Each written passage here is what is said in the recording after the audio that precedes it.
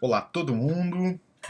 Estou fazendo uns testes aqui para saber se as coisas estão funcionando direito, porque o que aconteceu foi que eu troquei de computador e aí eu fui tentar mexer no iCan, que é o aplicativo que eu uso para poder fazer as transmissões, e ele estava meio desandado. E aí eu aproveitei para poder ligar aqui no Instagram também, para a gente conversar um pouco e falar sobre inglês, né? E falar sobre inglês. E hoje eu queria conversar sobre a importância. Ah, e Luiz falou tá funcionando. Obrigado, Luiz. Obrigado. Muito obrigado. Hoje eu vou aproveitar então para falar sobre a importância da programação neurolinguística no aprendizado de inglês. Antes de mais nada, eu queria definir para vocês o que é programação neurolinguística, né? Por que a programação neurolinguística ela é tão poderosa, né? Por que eu sou um dos adeptos, né, um dos defensores do uso da programação neurolinguística para o aprendizado do que quer que seja na sua vida, tá? Eu especificamente falo disso aqui nesse perfil, nesse canal do YouTube, nesse perfil de Instagram, de Facebook, eu falo sobre você aprender inglês melhor e mais rápido, né? Eu trabalho há mais de 20 anos com o ensino de inglês. Trabalho com basicamente pessoas que de fato precisam falar inglês, precisam se comunicar em inglês, né? Profissionais, executivos. Eu ando até no último ano trabalhando pouco com eles, porque vendi a escola e estou fazendo só os treinamentos, né, maiores, mas agora estou voltando aos pouquinhos um pouco com essas pessoas e me deparei muito com as dificuldades que eu encontrei durante mais de 20 anos, né, dentro de sala de aula, de pessoas que queriam muito falar inglês, porque precisavam falar inglês. Essas pessoas tinham uma necessidade diária de se comunicar em inglês.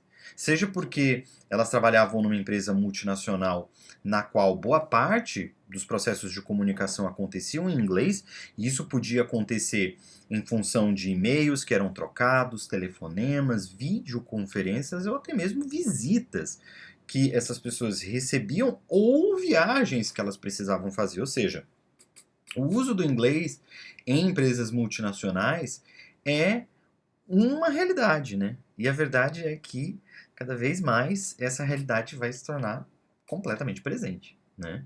Então, aprender inglês para muita gente não é só uma questão de paixão, de amor. Olha aí a Letícia falando, amo PNL. Que bom, Letícia, que bom. Somos dois apaixonados pela PNL. Ou seja, muitas vezes não é só a questão de você precisar em função do teu trabalho, né? Você precisar falar inglês em função do teu trabalho. Muitas vezes muitas vezes não é só a questão de gostar, você precisa, né, em função do teu trabalho ou das tuas aspirações profissionais. Quando a gente pensa hoje em dia, principalmente hoje em dia, né, no mundo de hoje, quando a gente pensa em crescimento, a gente está pensando em desenvolvimento.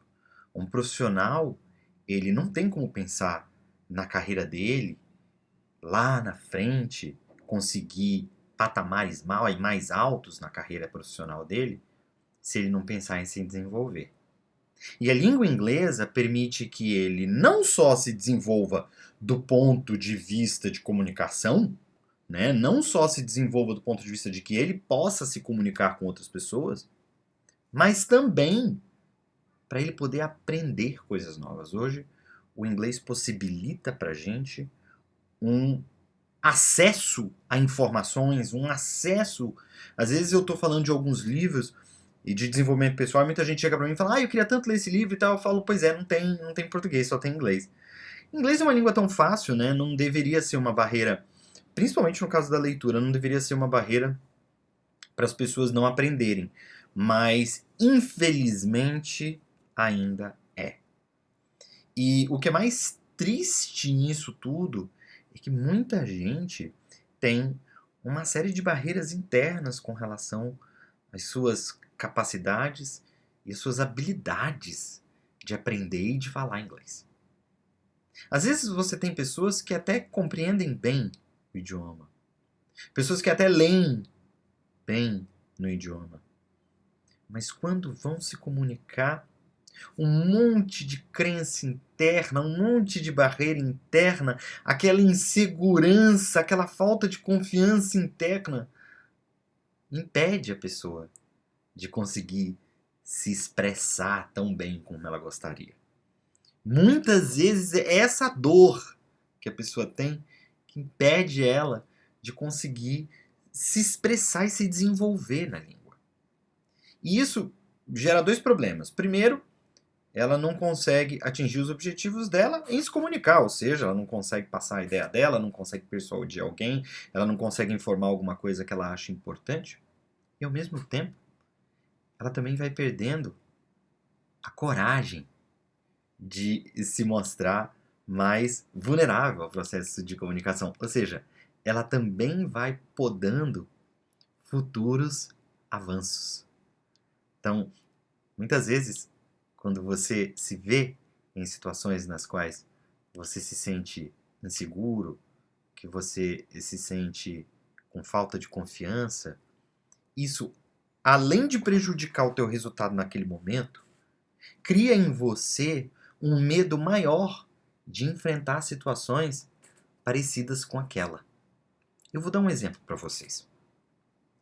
Muita gente tem medo de falar em público. Toda vez que tem uma apresentação para fazer, tem algum tipo de projeto ou de trabalho para apresentar, ou até mesmo ter que explicar alguma coisa numa reunião de trabalho, tem gente que sente uma dificuldade muito grande.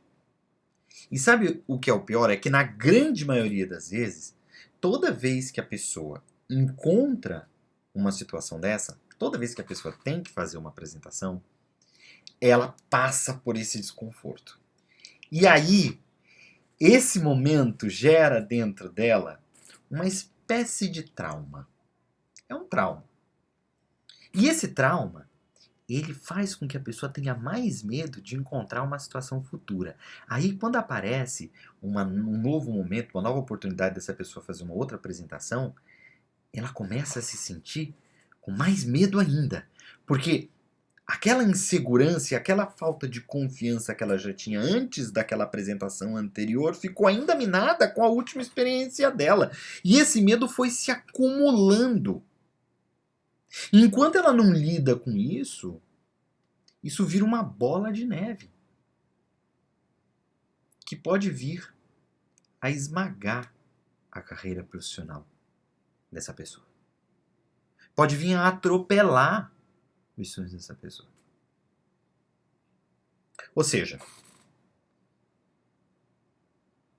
falar inglês, aprender inglês, toda vez que a gente se utiliza desses termos, na verdade a gente está falando de coisas que são diferentes. E é isso que eu quero separar aqui para vocês hoje e entender como é que isso se aplica à programação neurolinguística e o porquê de eu usar a programação neurolinguística nos meus métodos e da maneira como eu ensino. Porque quando as pessoas falam, aprender inglês, o que é aprender inglês? Aprender inglês é uma expressão que popularmente ela pode ser entendida, mas ela é vaga. Olha o Luiz falando aí, saudade das suas lives. Saudade de fazer também, vou voltar a fazer agora, Luiz. Vou voltar a fazer agora.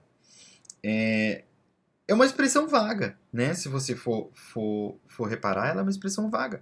Porque aprender inglês significa utilizar quais habilidades de inglês. Entende? Porque aprender inglês é uma expressão muito vaga. Porque quando você fala inglês, você se comunica em inglês, primeiro que você pode se comunicar em inglês de maneiras diferentes. Você pode se comunicar em inglês se utilizando de vários graus de expertise. Você pode ter uma eloquência maior ou menor, você pode ter uma maneira de se expressar melhor ou menor, você tem uma série de características que envolvem o seu discurso. Olha o Alex aí. Ô Alex, saudade de você. Obrigado, viu? Obrigado. Falar, ou seja, aprender inglês, tem gente que fala assim, olha, eu aprendi inglês e a pessoa sabe ler inglês. Isso significa que ela aprendeu inglês? Pode ser que para ela sim, pode ser que para você não. Tem gente que entende muito bem, lê muito bem, eu diria até que a grande maioria das pessoas, mas na hora de falar, as pessoas sentem uma certa dificuldade. Aí elas começam a falar que elas travam, elas começam a falar que elas dá aquele branco, que elas não conseguem se desenvolver, não é? Não tem isso. Então, todas essas questões estão relacionadas com habilidades diferentes. Ou seja, aprender inglês é aprender a fazer o quê com o inglês? Entende? Você pode falar inglês, você pode entender inglês, você pode escrever inglês, você pode ler inglês, você pode realizar todas essas habilidades ao mesmo tempo e nem sempre com qualidades, né, ou com intensidades, né, que sejam necessariamente equiparáveis em todas elas, mas a gente precisa entender que elas são habilidades diferentes. Então, você aprender inglês é uma expressão um pouco vaga, apesar da gente conseguir mais ou menos entender o que ela quer dizer, ela significa para mim uma coisa diferente do que ela significa para você. Quando eu falo aprender inglês, eu, aqui, Bruno, dentro do meu universo particular, que em programação neurolinguística a gente chama de mapa, né? Programação neurolinguística a gente diz uma coisa. A realidade, o mundo que existe, ele é o território, né? Olha, a Letícia está dizendo aqui, entendo bem, mas na hora de falar fico travado. Exatamente, Letícia. Vamos já falar sobre isso, tá? A realidade, ela é o território. Todos nós enxergamos esse território através de um mapa. Afinal de contas, é exatamente isso que um mapa faz. O mapa é uma representação de um determinado território. Mas um mapa, ele não é um território. Ele é uma fotografia, boa parte das vezes diminuída, de um determinado território. Ele é uma informação acerca daquele território, né? Em programação neurolinguística a gente diz isso, que mapa não é território. Ou seja, a maneira como eu enxergo as coisas não significa que as coisas sejam de fato daquela maneira. Mas o que interessa não é buscar a verdade das coisas, mas entender como você enxerga as coisas. Porque a partir do momento que você entende como você enxerga as coisas, fica muito mais fácil de você conseguir atingir os teus objetivos. Eu estou falando isso porque quando eu falo aprender inglês, eu entendo uma coisa disso. Eu, Bruno, em função das minhas experiências de vida, em função de tudo aquilo que eu passei na minha vida, de todos os valores que eu construí, de todo o meu sistema de crenças interno, eu entendo que aprender inglês é uma determinada coisa que está aqui dentro da minha cabeça, que nem sempre, conscientemente, eu sei. Já você, quando eu falo aprender inglês para você, muitas vezes aprender inglês para você é uma outra coisa, diferente dessa coisa que eu tenho para mim, que é em função do que você viveu, das experiências pelas quais você passou, das suas crenças internas, em função dos teus valores, em função do teu universo, do teu mapa. Ou seja, aprender inglês no meu mapa é uma coisa, aprender inglês no seu mapa é outra coisa. Entender o nosso mapa, procurar desvendar o nosso mapa, é importante para que a gente consiga entender como a gente funciona e dessa maneira conseguir tirar o melhor proveito disso. Mas, sem entrar em questões muito técnicas, o que eu quero falar é que quando a gente está falando das habilidades, falar, ouvir, ler, né, escrever, quando a gente está falando das habilidades que normalmente a gente precisa ter para poder se comunicar com uma determinada língua, a gente está falando de habilidades que precisam de partes diferentes do teu cérebro para serem realizadas, né? E aí eu entro nessa questão que a Letícia falou. Muitas vezes as pessoas acham que porque elas leem e porque elas escutam em inglês e entendem, necessariamente elas deveriam falar. Porque, afinal de contas, elas estão aprendendo inglês. E se elas estão lendo e elas estão ouvindo, e automaticamente elas não estão se comunicando, elas não estão falando com essa mesma velocidade com a qual elas realizam essas outras duas habilidades, então elas travam. Elas têm um problema. E não é assim que funciona. Então, vamos entender como é que funciona. O nosso cérebro, ele tem determinadas regiões que são responsáveis por processar determinados tipos de informações. Então, quando a gente está falando de uma língua que a gente quer dominar e a gente quer entender sons que tem um determinado significado nessa língua, a gente precisa de um centro de processamento no nosso cérebro para poder ouvir essas informações sonoras e decodificar elas num significado. Quando a gente está lendo alguma coisa, a gente precisa se utilizar dos nossos olhos, né? Porque do ponto de vista mecânico, a captação da informação é feita pelos nossos olhos. Mas a leitura em si, ela não é feita pelos olhos. A leitura ela é feita pelo cérebro. Quem lê é o cérebro, não são os olhos, né? Os olhos são o equipamento que a gente utiliza para captar um estímulo visual que tem um determinado significado que a gente reconhece aqui. Não é aqui. A gente reconhece na cabeça, a gente reconhece no cérebro. Então, a gente se utiliza de processos diferentes. Vamos imaginar que o nosso sistema nervoso, ele é uma árvore. Imagina assim, uma árvore que tem muitos galhos. Sabe aquela árvore bem ramificada, cheia de galhos? Então, imagina que o teu sistema nervoso é uma árvore assim, cheia de galhos. E aí, quando você precisa de estímulos visuais para poder realizar uma leitura, por exemplo, você vai reconhecer ali as letras, consequentemente as sílabas e as palavras, você vai começar a juntar as palavras em frases, e aí à medida que você vai passando os teus olhos sobre aquelas letras, sobre aquelas palavras e sobre aquelas frases, você vai realizando um processo de decodificação. O teu cérebro vai atribuindo significado a esse processo de decodificação que você vai realizando. Só que o que acontece? Você tem uma parte do teu cérebro, desde que você é alfabetizado, que foi criando esses galhos, esses ramos, que levam um impulso elétrico dos teus olhos até esse centro de processamento lá no teu cérebro. Lembra que eu falei que o teu sistema nervoso é como se fosse uma árvore? Como é que acontece? Os neurônios, eles se ligam quando a gente quer aprender qualquer coisa.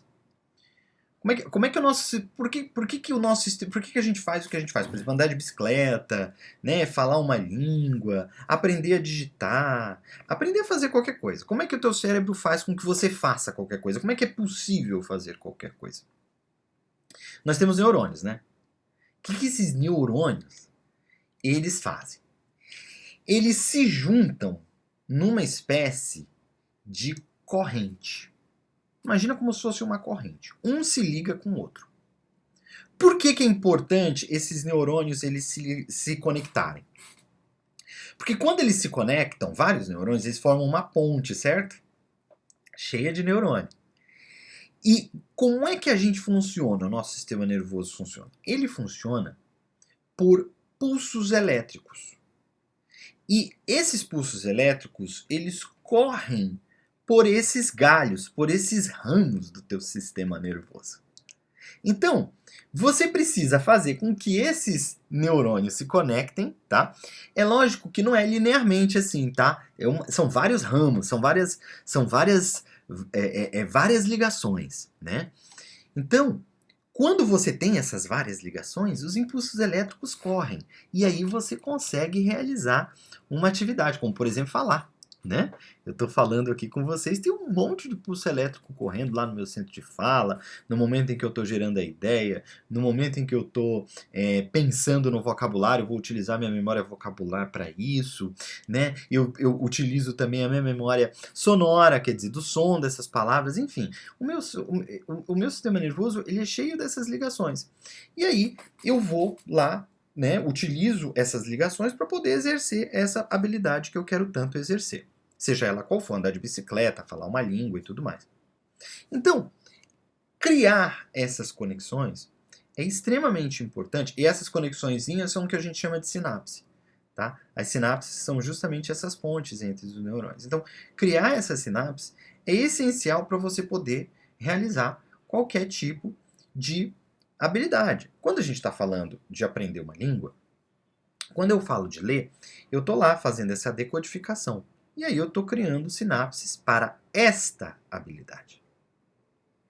Quando eu estou ouvindo alguma coisa, eu tenho um outro tipo de estímulo, que é um estímulo sonoro. Eu posso até fazer cruzamentos desses estímulos sonoros com aquelas referências visuais que eu possuo, como por exemplo quando eu faço uma leitura. No entanto, o tipo de informação que eu recebo, né, através dos ouvidos, essa informação sonora, ela tem uma natureza diferente, né? É um tipo de informação diferente. E como é um tipo de informação diferente, então aí eu preciso de outros ramos dessa minha árvore para correr outros impulsos elétricos por esses novos ramos para que eu possa realizar bem essa habilidade de entender algo que eu estou escutando. Então é outro tipo de prática que eu preciso ter para criar esta habilidade. Quando eu estou falando, é diferente. E aí, aí olha só qual é a complicação disso tudo. Porque no momento em que eu estou lendo, você concorda que quando você lê, na leitura, é a tua habilidade de compreensão, né? Então, você vai lendo na tua velocidade, né? No teu tempo. Olha aí, oi amor, é a Sil. Ah, Silvia Regina, tudo bem? Seja muito bem-vinda. Quando você vai lendo, você vai no teu tempo, na tua velocidade. Você vai decodificando aquela informação no teu tempo, na tua velocidade, e você vai fazendo isso. Isso é um processo solitário também, concorda? A leitura é, em geral, um processo solitário. Então, ele é um processo que exige de você muito menos esforço em comparação com as outras habilidades. Tá? E também é um processo que afeta pouco a tua confiança em comparação com os outros. Agora, quando você está ouvindo alguém, né, você tem que entender o que aquela pessoa está falando, já não é mais o teu tempo. Agora, o teu sistema nervoso precisa decodificar a informação à medida que ele vai ouvindo. Então, a fonte de som é que vai, seja uma pessoa falando, seja uma série, seja o que quer que seja, né? É essa velocidade que manda. O teu sistema precisa correr e decodificar essa informação na velocidade daquela fonte sonora. Por isso que tem gente que fala assim, nossa, tal pessoa fala, mas fala muito rápido.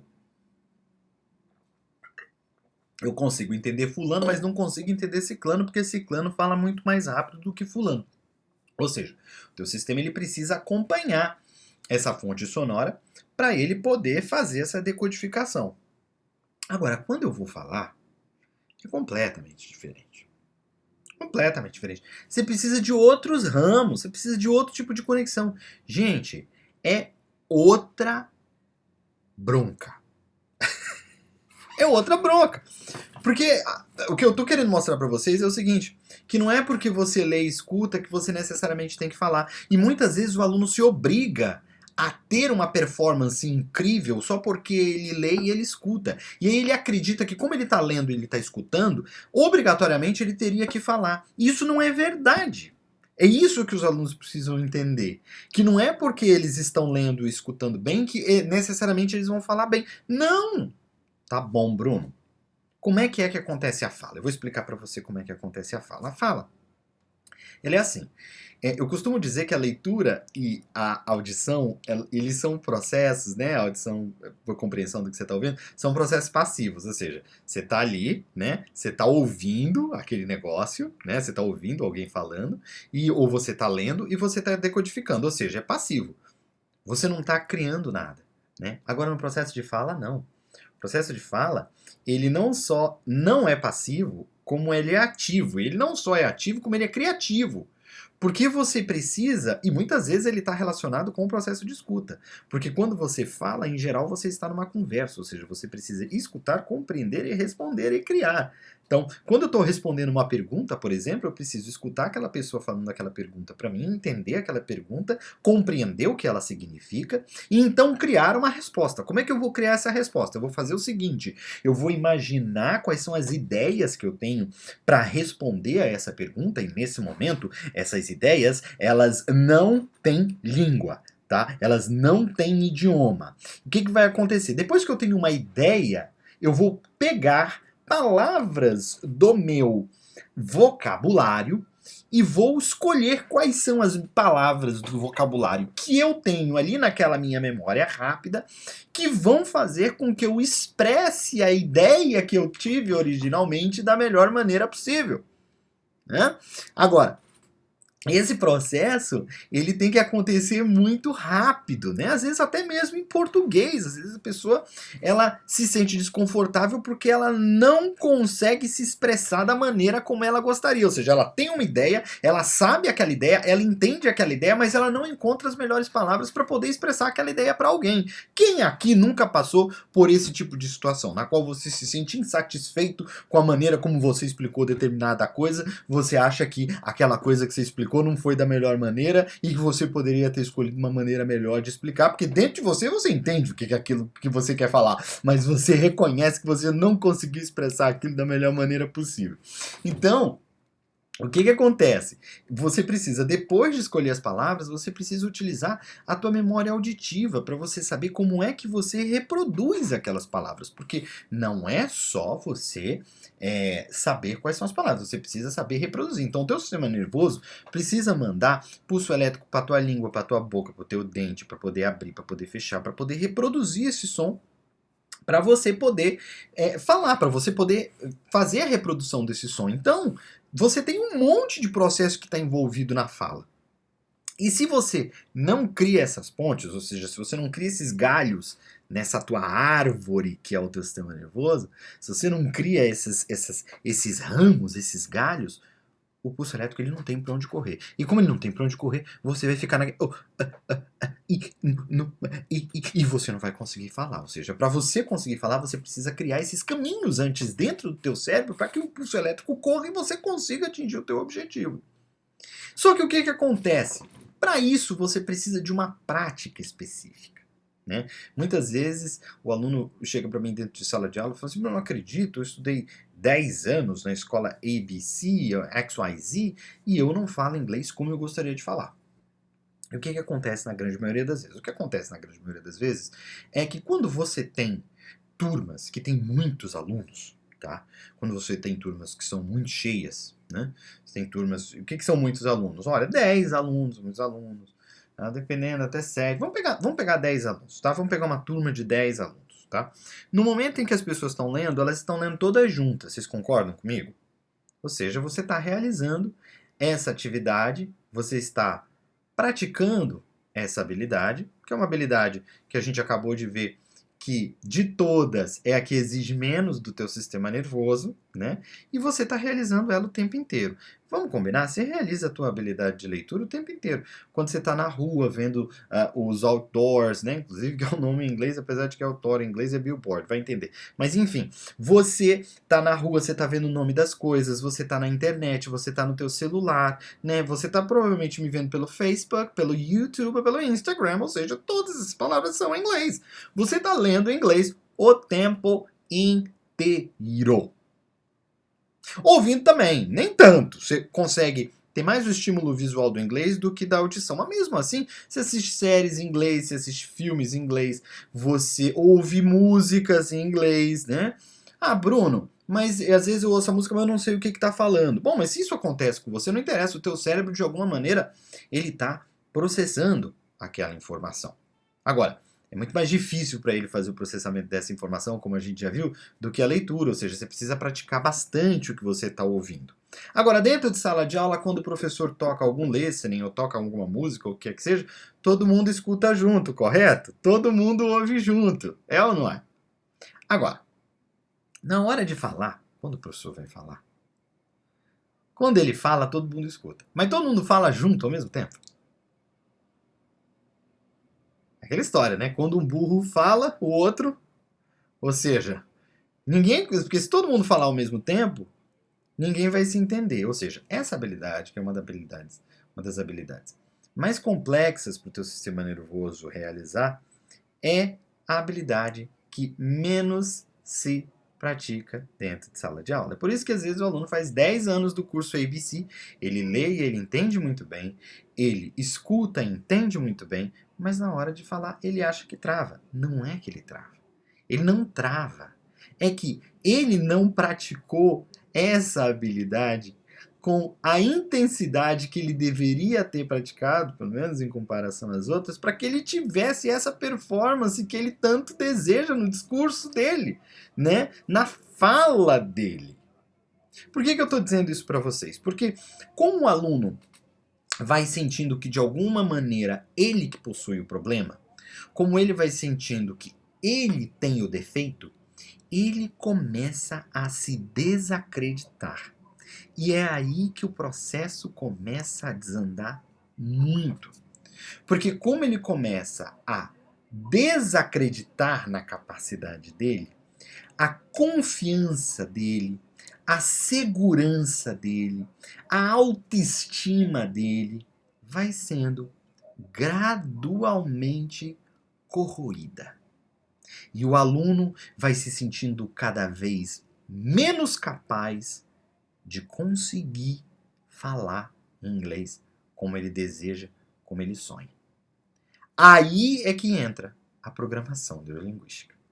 Porque a programação neurolinguística é uma abordagem da neurociência para que a gente possa lidar com o inconsciente de uma maneira prática, objetiva, e que nós consigamos atingir resultados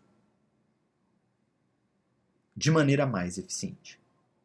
Ou seja, existe um componente emocional, existe um componente inconsciente que a gente usa a expressão em inglês plays a major role, ou seja, tem um papel principal dentro do teu processo de aprendizado.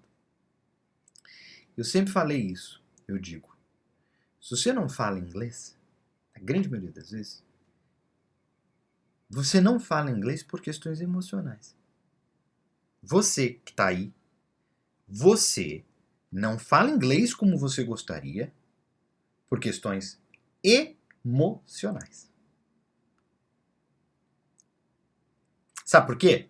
Porque inglês é fácil. Inglês é uma das línguas mais fáceis que existe. Inclusive é por essa razão que o mundo inteiro fala inglês.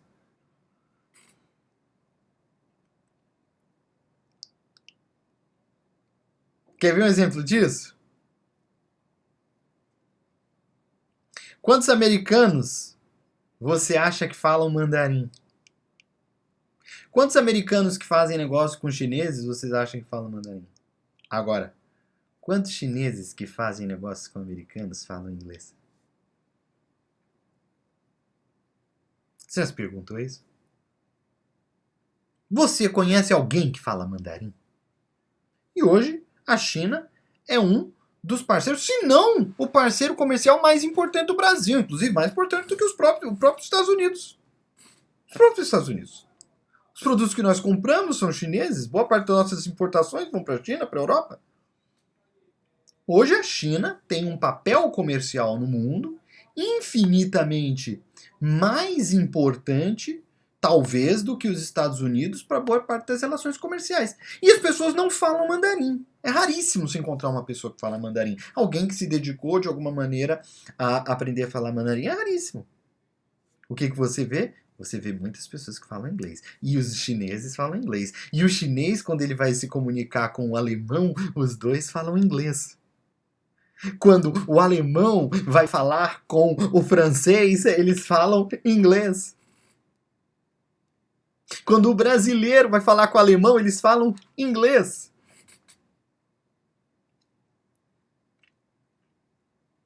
Por quê? Porque é muito mais fácil de você aprender inglês do que você aprender a grande maioria das outras línguas restantes. Porque inglês é fácil.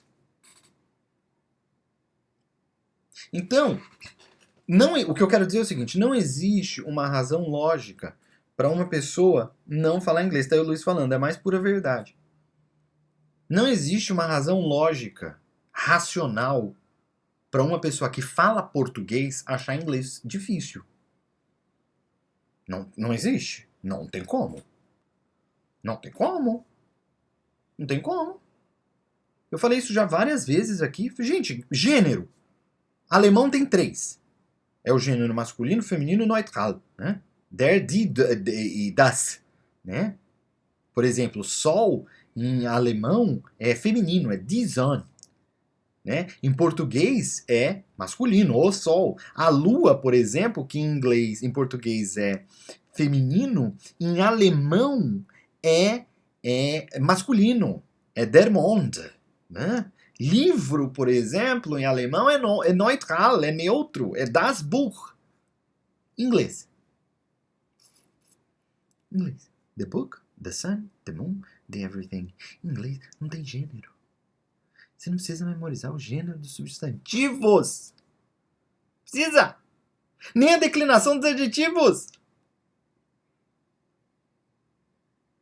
Em português é um menino bonito. Ou então é a menina bonita. Agora, se for plural, são os meninos bonitos. E se forem as meninas, elas são bonitas. Em inglês. Beautiful boy, beautiful girl, beautiful boys, beautiful girls. Você não muda nada. Conjugação verbal. Em português, eu amo, tu amas, você ama, ele ama, nós amamos, vós amais, eles amam. Em inglês, I love, you love. Com exceção de he, você põe um S. E você põe um S em todos os verbos. Em todos os verbos. O resto é love, love, love, love, love. Que é igual à forma infinitiva do verbo. Você tá entendendo como é que é o negócio? Não tem uma explicação lógica e racional pro inglês. Se você fala português, você racionalmente ou logicamente, você não pode achar o inglês difícil. Agora, muitas vezes você sente ele difícil, isso eu entendo. Eu entendo que você possa sentir que o inglês seja difícil. Mas aí é o que eu tô te falando. Isso não é uma questão racional. Isso não é lógico. Isso é uma questão emocional. É a maneira, é como você, a experiência que você teve de vida, é o teu mapa, é como você enxerga a língua que faz com que ela pareça para você difícil. E aí é que entra a programação neurolinguística. A programação neurolinguística é essa ferramenta que a gente utiliza para poder lidar com o inconsciente. E lá no inconsciente,